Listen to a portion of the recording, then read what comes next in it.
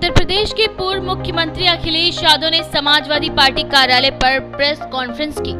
इस दौरान उन्होंने भारतीय जनता पार्टी के 100 दिन की उपलब्धियों पर निशाना साधा। उन्होंने कहा कि अगर भारतीय जनता पार्टी को उपलब्धि के बारे में बताना ही है तो अपने 5 साल 100 दिन के कार्यकाल का विवरण जनता के सामने पेश करें। देखें पूरी रिपोर्ट। और 100 दिन की उपलब्धि यही है कि सरकार को पीछे से कोई चला रहा है, भ्रष्टाचार चरम सीमा पर है, अन्याय चरम सीमा पर है। जहां 100 दिन की उपलब्धि बता रहे हैं, वहीं उन्हें पुरानी सरकार में जो उपलब्धियां थी, जो घोषणा पत्र बनाया था, वो कितना पूरा हुआ।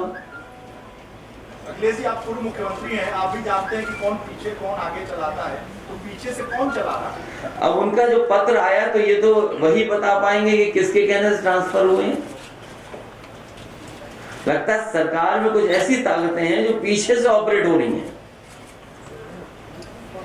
और फिर सबसे बड़ी उपलब्धि यह है सरकार की कि यूपी दरोगा भर्ती इतने बड़े पैमाने पे जिसमें धांधली हुई हो, जहां पर स्क्रीन शेयरिंग की पता लग गई हो कि स्क्रीन शेयर कर करके नकल हुई है या पेपर सॉल्व हुआ है, न जाने कितने लोगों की गिरफ्तारी हो चुकी है। जो जेल में थे वो भी भर्ती हो गए। तो ये 100 दिन की उपलब्धि माने कि हम 5 साल 100 दिन की उपलब्धि माने। 100 दिन में तो न जाने कितनी नौकरी देने और रोजगार देने की बात थी। सवाल नौकरी मिलेगी कि नहीं मिलेगी, या इसी तरह धांधली या पेपर लीक में नौकरियां चली जाएंगी। सर, मुख्यमंत्री कह रहे हैं कि 2017 से पहले उद्योग लगाना उत्तर प्रदेश में सपना था, अब बहुत बड़े पैमाने पर उद्योग लग रहा है। जो अभी हाल में फीता काटेंगे वो भी समाजवादियों की उपलब्धि पुराने साल की। जो आज हम और आप बैठे हैं, इसके बाद जो पहला फीता कटेगा, सुना है लखनऊ में मॉल का उद्घाटन होने जा रहा है, लुलु मॉल का। जाइए और पूछिए सरकार के लोगों से कि लुलु मॉल किसकी उपलब्धि है। जो मुख्यमंत्री शपथ लेने के लिए समाजवादियों के स्टेडियम को ही जाना पसंद करते हो, उन पर कौन सी उपलब्धि है। का कार्यक्रम शुरू किया है, लोकतंत्र बचाओ कार्यक्रम है। समाजवादी पार्टी के सभी लीडर, सभी पदाधिकारी जो पूर्व में थे, वो गांव-गांव जाकर के, घर घर जाकर के सदस्यता अभियान चलाएंगे। आने वाले समय में आप देखेंगे कि हम लोग खुद गांव में जाएंगे, बैठेंगे और सदस्य बनाएंगे। सदस्य बनाते समय पार्टी की नीतियों, कार्यक्रम और पार्टी की उपलब्धियों को भी जानकारी उन तक पहुंचाएंगे। सर, नेशनल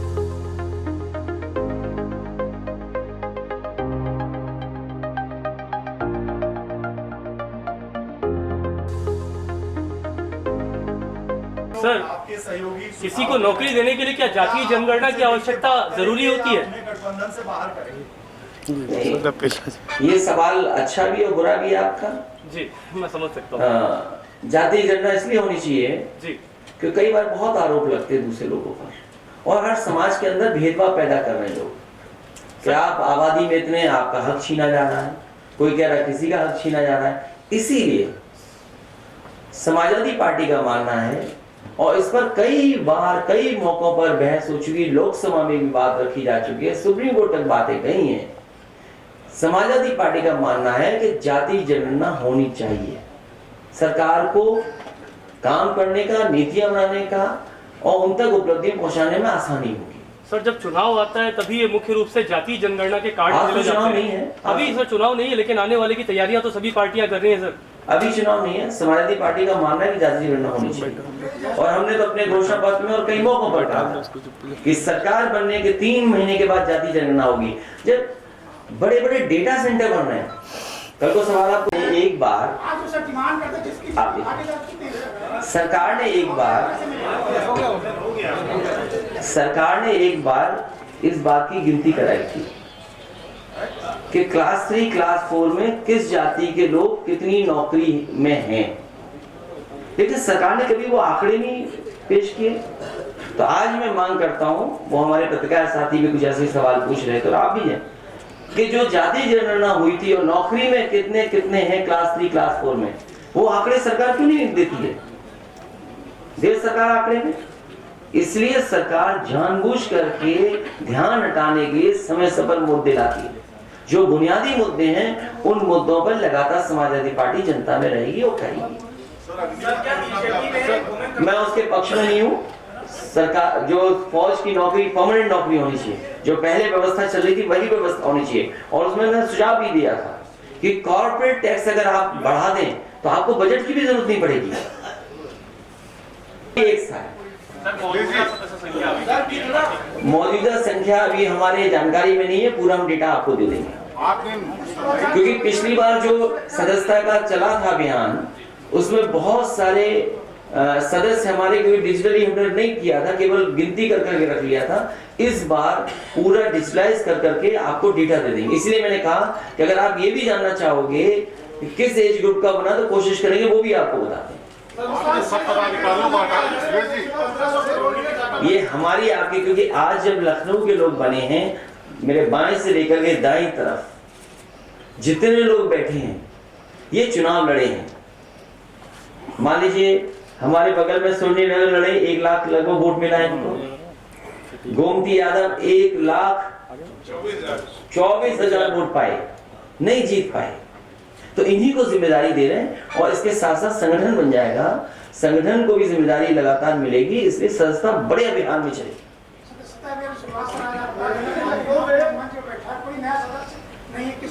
नहीं, आज तो ये वो लोग हैं जो चुनाव लड़े हैं और जीते हारे दोनों हैं। इसके बाद आप समय समय पर देखेंगे कि जिनकी 18 साल उम्र पूरी हुई, या कोई डॉक्टर हैं, कोई इंजीनियर हैं, कोई जो सदस्य बनना चाहेंगे, हो सकता है आप में से कोई सदस्य बनना चाहे।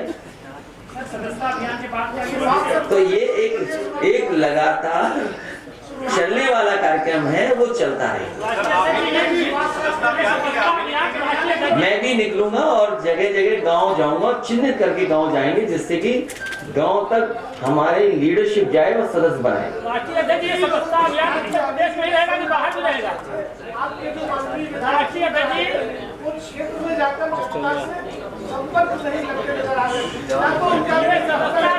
तंत्र को बचाने के लिए समाजवादी पार्टी ने बड़े पैमाने पर सदस्यता अभियान शुरू किया है और आज देश में, प्रदेश में लोकतंत्र की हत्या हो रही है।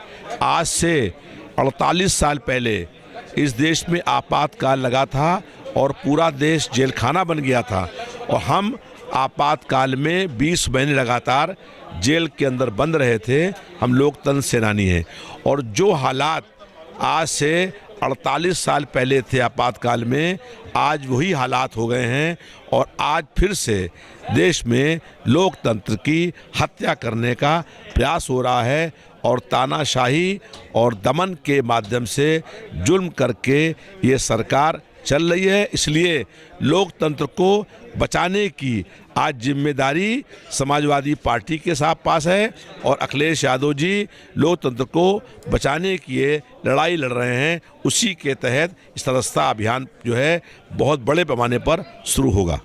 Bureau report, live India news, Lucknow.